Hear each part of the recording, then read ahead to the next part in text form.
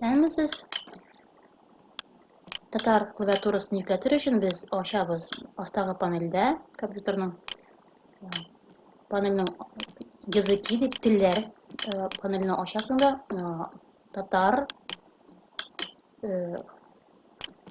шакмакны табасың да аны кушасың һәм тагын сезнең по умолчанию була русский, английский һәм татар теле. Аннары ачабыз OpenOffice-ны, ул бушлата торган программа.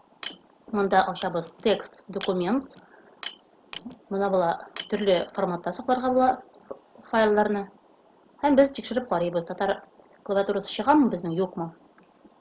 Татар хәрефләре чыгамы безнең, юкмы? Шрифтны зурайтабыз. Исәнмесез? Хәерле көн, дуслар.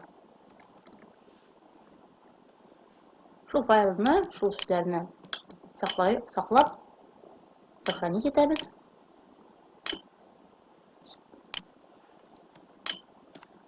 Save as. Димәк, ул сүз сакларга ничек? Менә төрле файллар чыга. Без аны дуслар итеп исәнмесез дип саклап калдырабыз.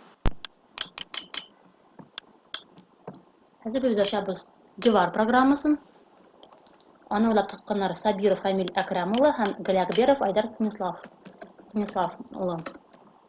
Монда була ачарга һәм тәрҗемә итәргә төрле сүзләр. Русчадан татарчага, татарчадан русчага. Хәзер мин алам шигырьне, рус шигырен, һәм аны төймәгә басып, перевод дигән төймәгә басып, мин үзгәртәм аны татар теленә. Икенче бас төймәсе бар, направление дигән, направление үзгәртеп була. Рус татарчага, истә була татарчасы, аста була русчасы.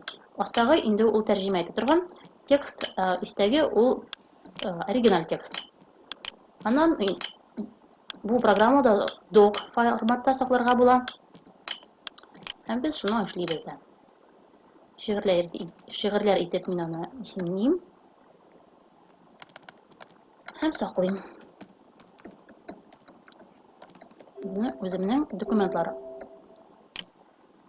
арасында.